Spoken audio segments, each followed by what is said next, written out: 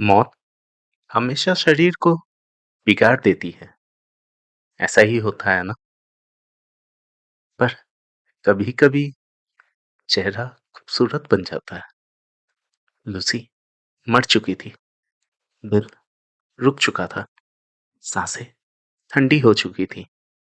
लेकिन उसके होंठ वो अजीब रूप से लाल थे। उसका शरीर जैसे सोया हो, जैसे मौत ने उसे चुना नहीं, सिर्फ नींद दी हो। लोग सोचेंगे ये बस कहानी है, पर हैम्स्टेड के बच्चे उसे एक नाम देंगे, ब्लफर लेडी। हर खूबसूरत चेहरा रहम की निशानी नहीं होता।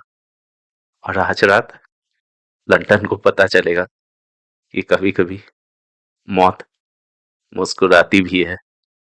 पिछली रात हेलिंग्राम में पहरा था, लहसुन था, क्रॉस था, लेकिन अंधेरा फिर भी अंदर आ गया।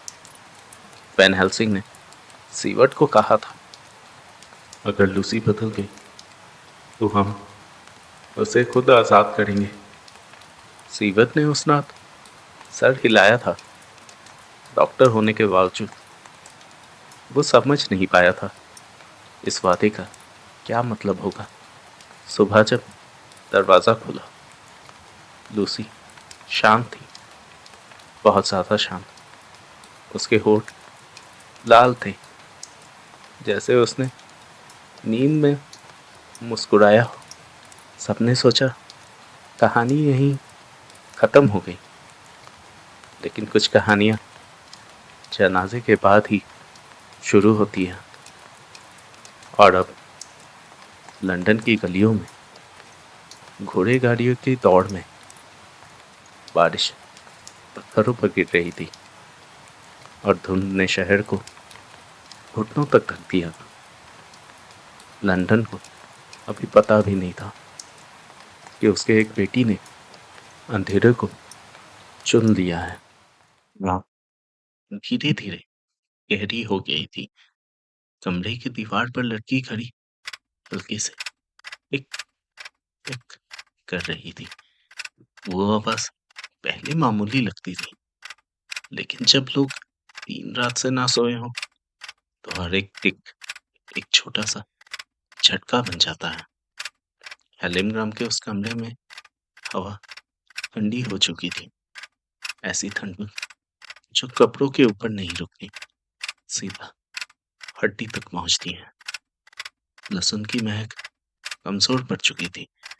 मिट्टी और सड़ी हुई लकड़ी की बू धीरे धीरे उस पर हावी हो रही थी। वैन हेल्सिंग कुर्सी पर सीधा बैठे थे। उनके आंखों के नीचे गहरी लकीरें उभर आई थी। सीवर्ट दरवाजे के पास खड़ा था, लेकिन उसके पलकें भारी हो चुकी थी। सीवर्ट ने महसूस किया कमरे की हवा बदल रही थी, जैसे ऑक्सीजन धीरे धीरे कम हो रहा हो, जैसे किसी ने आंखों से ना दिखाई देने वाला दीवार खड़ा कर दिया हो। उसकी सांसें रुक रही थी, हल्की फिसलती हुई अधूरी सांसें। हिपोक्सिया, उसने तुरंत सोचा। बंद जगह, फटीग, दिमाग सही से काम नहीं कर रहा। साइंस तुरंत जवाब देता है, लेकिन इस बार जवाब उसके दिल को संतुष्ट नहीं कर पा रहा था। उसने अपने हाथ को देखा। उंगलियों पर पसीना था। ठंड के बावजूद पसीना, स्ट्रेस रिस्पॉन्स।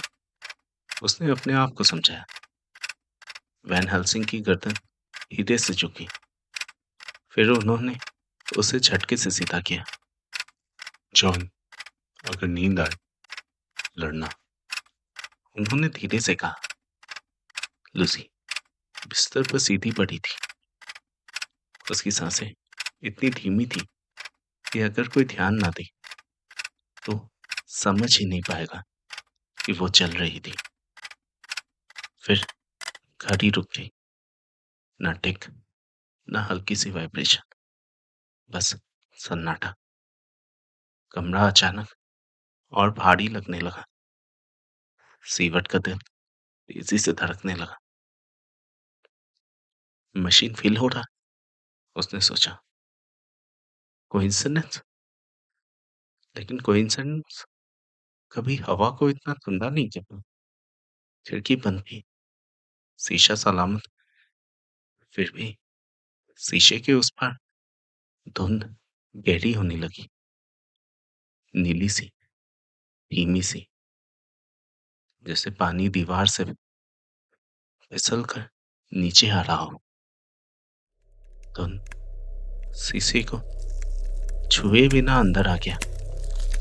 कोई टूटने की आवाज नहीं आई, कोई दरवाजा खुलने की जरूरत नहीं पड़ी।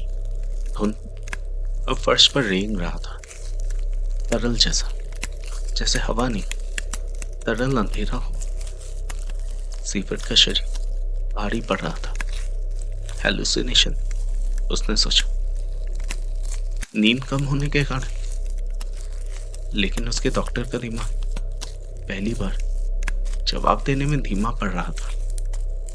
उन लूसी के बिस्तर के नीचे जमा होने लगी। लूसी की सांसें बदल रही थी।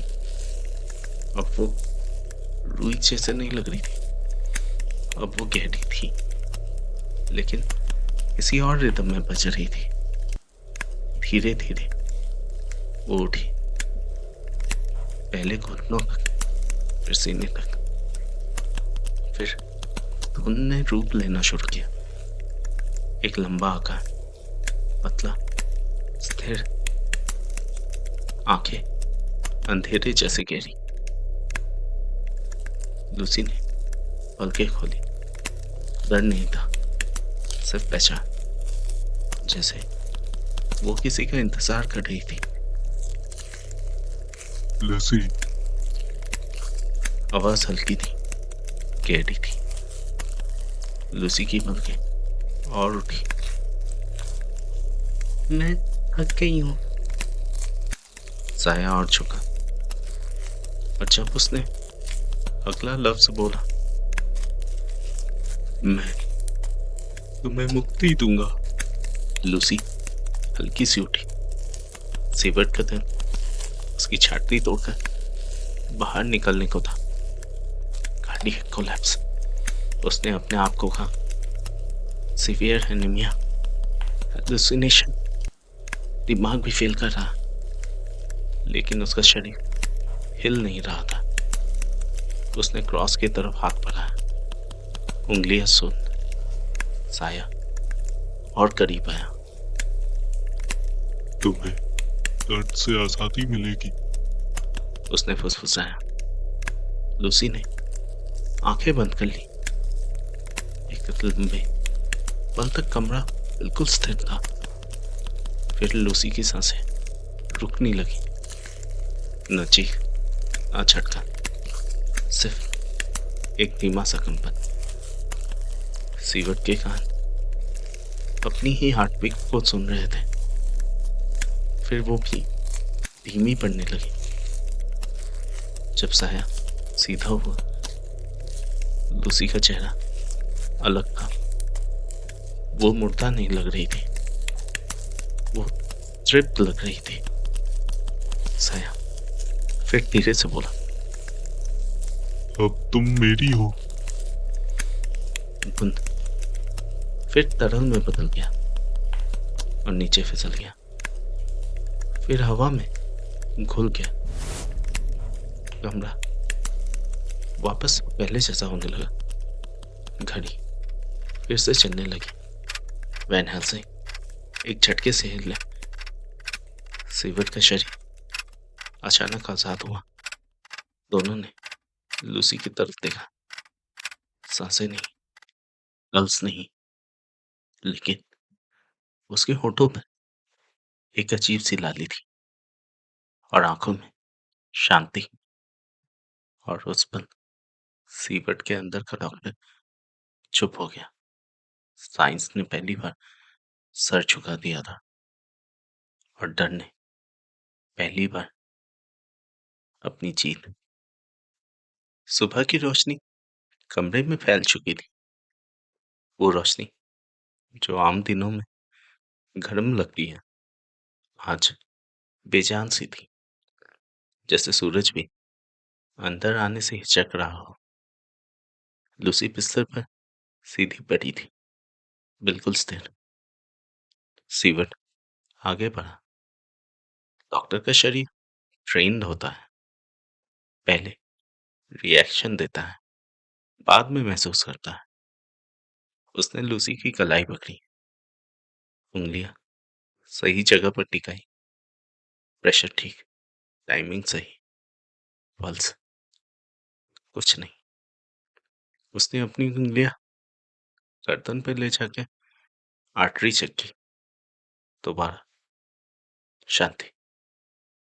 कमरा अब सिर्फ कमरा नहीं था, सन्नाटा। दीवार से चिपक कर खड़ा था। वो सुन रहा था, इंतजार कर रहा था। सीवट झुका। उसने अपना स्टेथोस्कोप निकाला। ठंडी मेटल डिस्क लूसी के सीने पर रख दी। उसका कान डायफ्राम पर टिक गया। उसने आंखें बंद कर ली। लपटप की आवाज के लिए एक हल्का सा मरमर भी चलेगा, पर कुछ नहीं। सन्नाटा। इस बार सन्नाटा सिर्फ बैकग्राउंड नहीं था, वो एक जिंदा चीज लग रही थी। सीवट के कानों में भर रहा था, उसके सीने पर भार डाल रहा था। उसने स्टेथोस्कोप हटा ली। कार्डियक अरेस्ट, उसने धीरे से कहा। आवाज उसकी अपनी थी, लेकिन यकीन कम था। उसने लूसी की पलकें उठाई। पुतलियां फैली हुई, रोशनी डाली। कोई रिफ्लेक्स नहीं। डेट सब टेक्स्ट बुक के हिसाब से सही था, लेकिन टेक्स्ट बुक में एक चीज नहीं लिखी होती। मौत इतनी खूबसूरत नहीं होती। लूसी का चेहरा शांत था, होठ लाल, सड़ी, कोमल, जैसे वो अभी आंखें खोलेगी और बैठ जाएंगी। प्रोफेसर, सीवट सीधा होके बोला। वो चली गई। वैन हेल्सिंग धीरे से आगे आया। उनकी नजर लूसी के चेहरे पर टिक गई। उनकी नजर गर्दन पर थी। वो दो निशान अब और साफ थे। लाली और भी ताजा लग रही थी। जॉन, उन्होंने धीरे से कहा, क्या तुम्हें कुछ अजीब नहीं लग रहा? सीवट ने तुरंत जवाब दिया। Postmortem vascular pulling, transfusion effect, tissue elasticity residue. Science के लफ्ज तेज निकल रहे थे, लेकिन उसके गले में सूखापन बढ़ रहा था। वैन हेल्सिंग झुके। उन्होंने लूसी के होठों को देखा। मौत रंग छीन लेती है, उन्होंने कहा। ये रंग जिंदा लोगों का होता है। मौत रोमांटिक नहीं होती, सीवट ने काट दिया। ये बायोलॉजिकल है। वैन हेल्सिंग ने जेब से छोटा सा क्रॉस निकाला। सीवट का दिल एक पल के लिए तेज धड़का। प्रोफेसर प्लीज, उसने कहा, ये सब सुपरस्टिशन है। वैन हेल्सिंग ने जवाब नहीं दिया था। वो लूसी के होठों के पास झुके, क्रॉस को धीरे से उसके होठों पर रख दिया। अगले ही पल लूसी का चेहरा तन गया। उसके भवें भी सिकुड़ गई। एक हल्की सी खिंचाव की आवाज उसके गले के अंदर से निकली, जैसे किसी सूखी हुई जॉइंट से अचानक आवाज आती है। और फिर उसकी आंखें खुल गई, ना पूरी तरह, ना धीरे, एक झटके से, जैसे आंखों के सॉकेट के अंदर कोई चीज घिस कर जागी हो। एक हल्की सी हवा उसके होठों से निकली। ना सांस, ना आवाज, बस एक सूखी हुई सांस। सीवट पीछे हट गया। मसल्स पैसम। वो तुरंत बोल उठा। Postmortem nerve discharge. उसकी आवाज तेज थी, ज्यादा तेज। लूसी की आंखें एक पल के लिए सीधा ऊपर टिक गई, फिर पलकें धीरे से बंद हो गई। चेहरा वापस शांत, जैसे कुछ हुआ ही ना हो। कमरा फिर से शांत हो गया था, लेकिन अब पहले वाला सन्नाटा नहीं था। अब वो भारी था। सीवट का कान अब भी उस शांति को महसूस कर रहा था जो हार्टबीट की जगह आया था। ये रिफ्लेक्स था। उसने धीरे से कहा, इसे एक्सप्लेन नहीं किया जा सकता। वैन हेल्सिंग सीधा खड़ा हो गया। मौत इतनी खूबसूरत नहीं होती जॉन। उन्होंने फिर कहा। सीवट ने लूसी को फिर देखा। अब उसके डॉक्टर का दिमाग चुप हो रहा था, क्योंकि अगर ये रिफ्लेक्स था तो वो आंखें किसको देख रही थी, और वो सांस, वो कैसे हुआ था। वैन हेल्सिंग ने क्रॉस थोड़ा और जोर से उसके होठों पर रख दिया। वो अब कमजोर है, उन्होंने धीरे से कहा। लेकिन ज्यादा देर तक नहीं।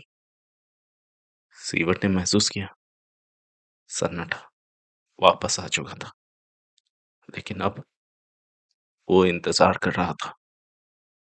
रात फिर से हेलिमग्राम पर उतर आई थी।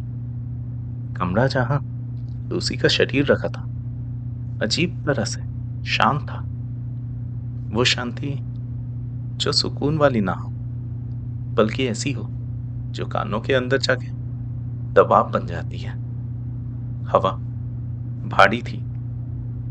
लकड़ी की पुरानी बू, लहसुन की कमजोर महक, और ठंडी मिट्टी में एक हल्का सा लकड़ी की सड़ी हुई सुगंध। लूसी बिना हरकत के पड़ी थी। होठों पर सोने का एक छोटा सा क्रॉस टिकाया हुआ था। मेटल की हल्की चमक उसके शरीर के सफेद पल के खिलाफ तेज लग रहा था। दरवाजे के बाहर एक कदम की हल्की सी आहट आई, फिर धीरे से दरवाजा खुला। एक मेड अंदर घुस गई। उसकी सांसें तेज थीं, पर शायद डर के कारण नहीं, बल्कि लालच की वजह से। उसकी नजर सीधा क्रॉस पर टिक गई। सोना चमकता है, महंगा, बेकार पड़ा हुआ। मुर्दों को सोने की क्या जरूरत, उसने हल्की सी हंसी के साथ कहा। उसकी आवाज कमरे में थोड़ी ज्यादा तेज गूंज गई। वो खुद भी एक पल के लिए घबरा गई थी। वो बिस्तर के पास आई। लकड़ी के फर्श पर उसके कदम की हल्की घिसी हुई आवाज आने लगी। उसकी सांस तेज और फिसल रही थी। उसने लूसी का चेहरा देखा। एक पल के लिए उसके रीढ़ की हड्डी में ठंडक सी दौड़ गई।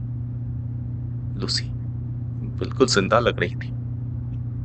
शरीर कोमल था, होंठ लाल और पलके शांत। ये मुर्दा है, उसने धीरे से खुद को समझाया। उसने अपनी उंगलियां क्रॉस के किनारे पर रख दी। मेटल को छूते ही एक आवाज पैदा हुआ, एक हल्की पतली सी खिसाव, जैसे धातु किसी सूखी हुई सतह पर फिसल रही हो। उसने क्रॉस को जरा सा हिलाया। मेटल लूसी के शरीर पर घिस रहा था। वो आवाज तीखी थी, छोटी, लेकिन इस कमरे में काफी तेज लग रही थी। मेड के होठ सूख रहे थे। बस उठाओ और निकल जाओ, उसने खुद से कहा। उसने क्रॉस को पूरी तरह से उठा लिया। जैसे ही मेटल लूसी के होठों से अलग हो, लूसी के होठ के बीच से एक बहुत ही धीमी सी सांस निकली। न पूरी इनहेल न पूरी एक्सहेल, बस एक हल्की सी हवा बाहर फिसल गई, जैसे किसी ने बहुत देर तक सांस रोक कर रखा हो। मेड का दिल एक पल के लिए रुक सा गया।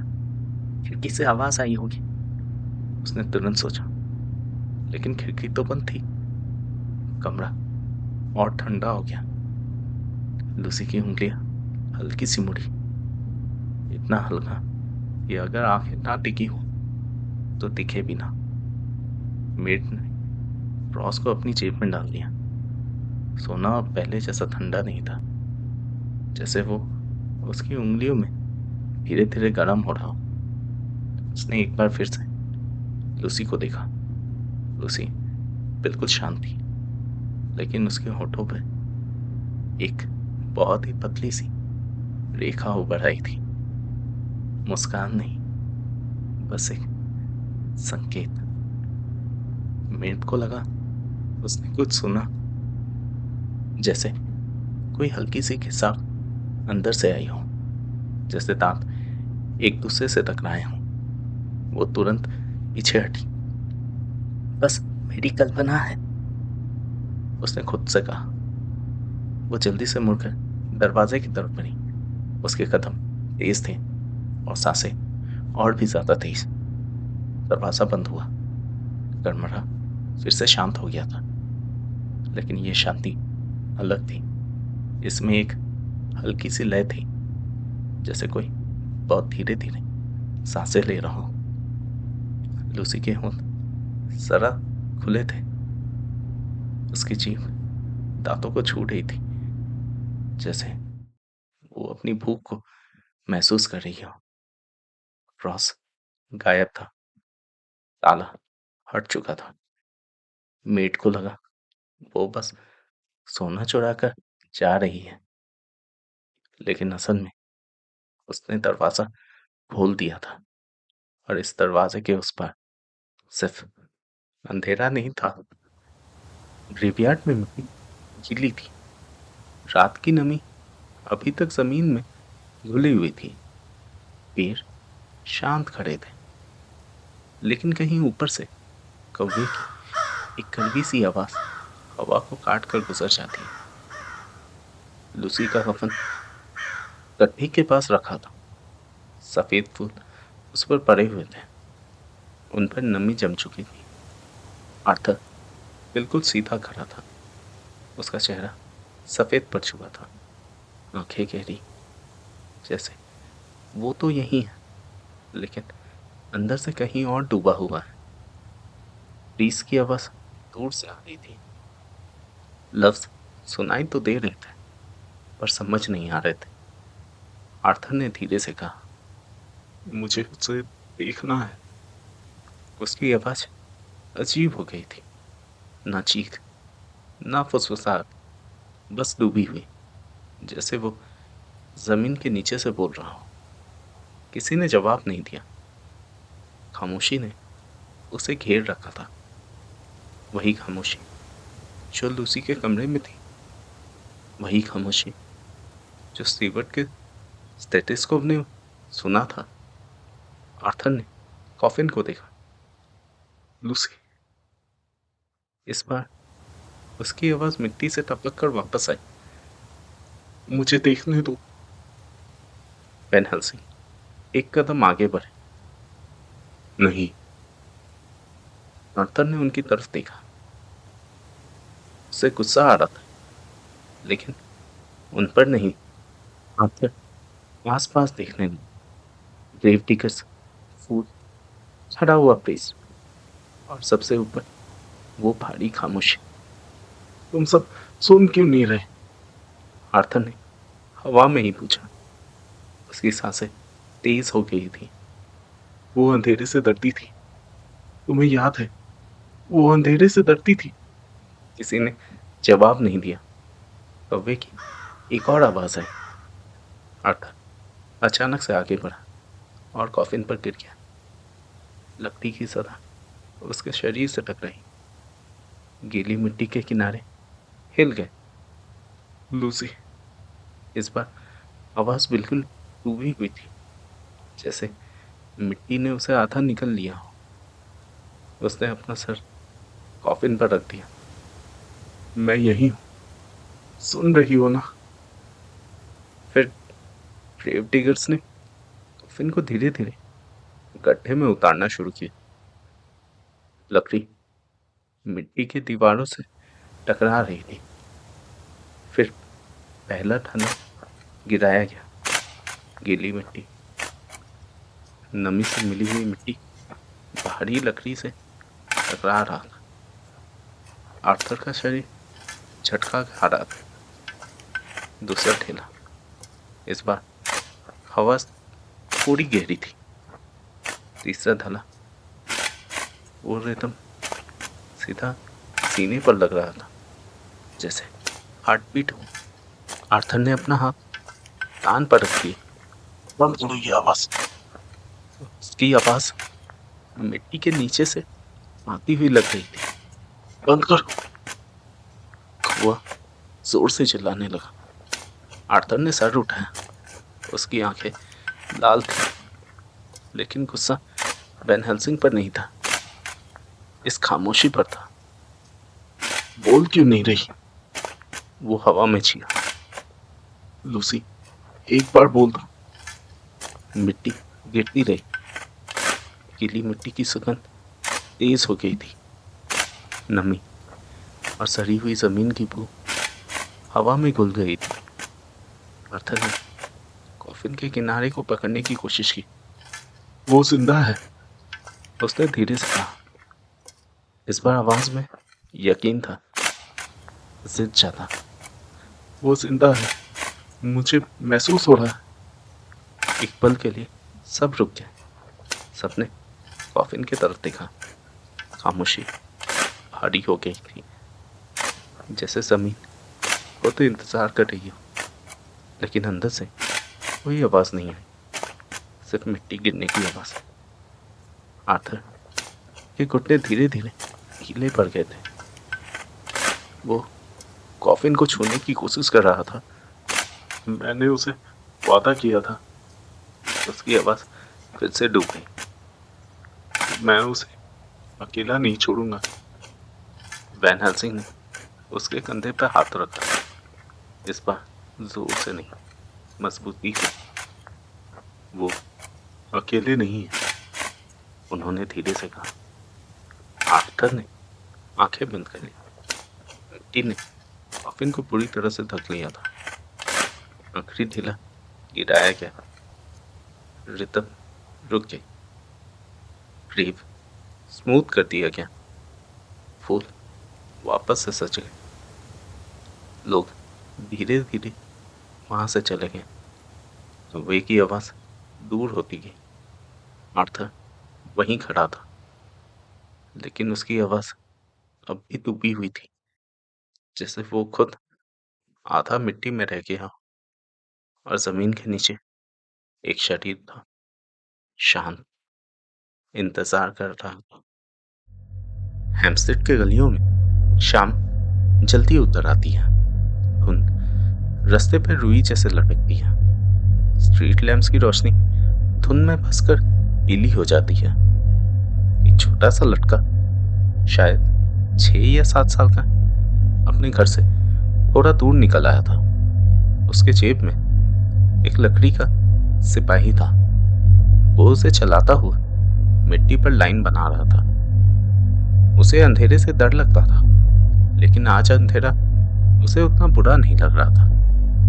धुंध में कुछ चमका, सफेद, बिल्कुल सफेद। एक औरत खड़ी थी, सफेद कपड़े, सफेद चेहरा, बालों पर नमी जम चुकी थी। वो इतनी खूबसूरत थी कि लड़का एक पल के लिए सांस लेना भूल गया। औरत ने हल्के से झुककर मुस्कुरा दिया। तुम अकेले क्यों हो? छोटे साहब। आवाज मीठी थी, लेकिन मिठास के नीचे कुछ और भी था। जैसे हर लफ्ज ऐसे बोला जा रहा हो, जीभ दांतों पर हल्की से फिसल रही हो। लड़का मुस्कुराया। मम्मी मुझे जल्दी बुलाती है, पर मैं हीरो हूँ। औरत हंस पड़ी। हंसी हल्की थी, उसके बीच एक बहुत धीमा सा घुला हुआ था। हीरो।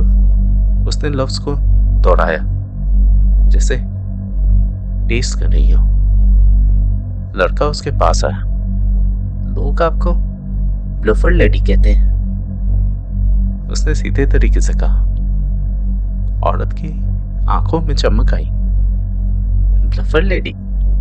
इस बार लफ्ज उसके होंठों ने धीरे से निकाला, जैसे वो इस नाम को पसंद कर रही हो।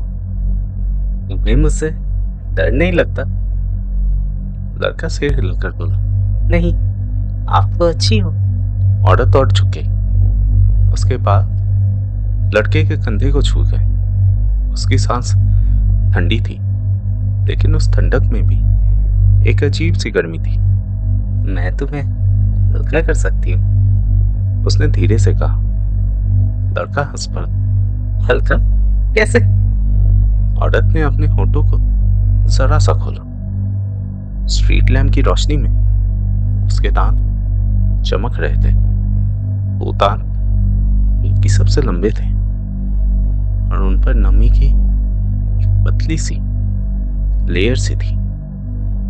उसने अपनी जीभ धीरे से उनमें छुआ। बस थोड़ा सा हल्का। लड़का एक पल के लिए चुप हो गया। उसे महसूस हुआ जैसे हवा भारी हो गई हो, जैसे उसके सीने पर कोई बैठ गया हो। ब्लफर लेडी। इस बार उसकी आवाज हल्की सी कमजोर थी। औरत ने अपना हाथ बढ़ाया। बस एक कदम और। धुंध उन दोनों के इर्द गिर्द घेरा बनाने लगी। स्ट्रीट लैम्प की रोशनी धीरे धीरे गायब हो गई, और फिर एक तेज चीख। धुंध हिलती है, फिर शांत। बस एक लकड़ी का सिपाही जमीन पर पड़ा रह गया। अगली सुबह सीवर्ट अपने स्टडी में अखबार पढ़ रहा था। उसकी उंगलियों में हल्का सा पसीना था। हेडलाइन छोटी सी थी, लेकिन लफ्ज भारी। हेम्पस्टेड के इलाके में फिर से एक बच्चा लापता। उसका दिल धीरे धड़कने लगा। वो पढ़ना शुरू करता है। एक सफेद कपड़ों वाली औरत। उसकी सांसें अटक रही थी। उसके दिमाग में एक आवाज गूंजने लगी, लूसी की। मुझे हवा चाहिए। फिर एक और। मैं ठीक हो जाऊंगी ना? सीवर ने अखबार को जोर से पकड़ लिया। कोइंसिडेंस, उसने खुद से कहा। बस कोइंसिडेंस। उसके दिमाग का एक हिस्सा डॉक्टर का था। Logical, scientific. लंदन बड़ा शहर है, मिसिंग बच्चे अनकॉमन नहीं है। लेकिन दूसरा हिस्सा, वो डर रहा था। लूसी का वो सफेद चेहरा, उसके लाल होंठ, उसकी रुई जैसे सांसें। उसने आर्टिकल का अगला हिस्सा पढ़ा। बच्चे उसे ब्लफर लेडी कहते हैं। सीवर की गर्दन ठंडी हो गई थी। ब्लफर। उसे लूसी की हल्की हंसी याद आई। उसकी उंगलियों के नीचे से अखबार का कागज सड़क रहा था। विक्टिम के गले पर दो छोटे निशान। रूम अचानक छोटा लगने लगा। उसके दिमाग में लूसी के कॉफिन का तस्वीर उभरने लगा था। मिट्टी की आवाज। ये नहीं हो सकता, उसने धीरे से कहा। हमने उसे दफन किया है। लेकिन याद ने जवाब दिया, हम उसे खुद आजाद करेंगे। वैन हेल्सिंग की आवाज उसके दिमाग में गूंज उठी। सीवर्ट ने आंखें बंद कर ली। उसे लूसी की बीमार आवाज सुनाई दे रही थी। मैं थक गई हूं। फिर वो रात, उसका बदला हुआ चेहरा, उसकी हल्की सी मुस्कुराहट, उसका लॉजिकल दिमाग चीखा, डेड टिश्यू रिवाइव नहीं होता, सर्कुलेशन इम्पॉसिबल है, बॉडी डिके शुरू हो चुका होगा। लेकिन दर ने धीरे से कहा, या शायद वो मरी ही नहीं। उसने अखबार मेज पर फेंक दिया। उसके हाथ कांप रहे थे। ये एक एपिडेमिक हो सकता है, उसने खुद को समझाने की कोशिश की, या अटैकर कोई गैंग। लेकिन फिर आर्टिकल का आखिरी हिस्सा दिखाई दिया। Child reports being kissed on the neck. Kissed. Sievert की सांसें रुक रही थी। उसे लूसी के होठ याद आए, वो मरने के बाद भी लाल होठ। वो धीरे से कुर्सी से उठकर खिड़की की तरफ देखने लगा। लंदन के ऊपर धुंध छाई हुई थी। उसे लगा जैसे वो धुंध स्टैटिक नहीं, जिंदा जनाजा। वो धीरे से फुसफुसाया, ये अंत नहीं था। उसका लॉजिकल हिस्सा चुप हो गया। सिर्फ डर बोल रहा था, ये बुक की शुरुआत है। दूर कहीं एक बच्चे की हंसी गूंजी थी, या शायद ये सिर्फ उसके दिमाग में था। सीवर्ट ने सीधा वैन हेल्सिंग का नाम लिया। प्रोफेसर। उन्हें पता था आज रात कब्रिस्तान फिर से खुलेगा। उस कॉफिन के अंदर या तो एक लाश होगी, या ब्लूफर लेडी। धुंध फिर से जमीन पर रेंग रही थी। हैमस्टर के पैर शांत हो चुके थे, और सफेद कपड़ों में एक साया चल रहा है। इस बार वो रुकता है, सीधा देखकर मुस्कुराता है। उसकी आवाज बिल्कुल पास, बिल्कुल कान के पास। मैं तुम्हें सिर्फ थोड़ा सा हल्का कर दूंगी। सांस की हल्की सी ठंडक, फिर अंधेरा।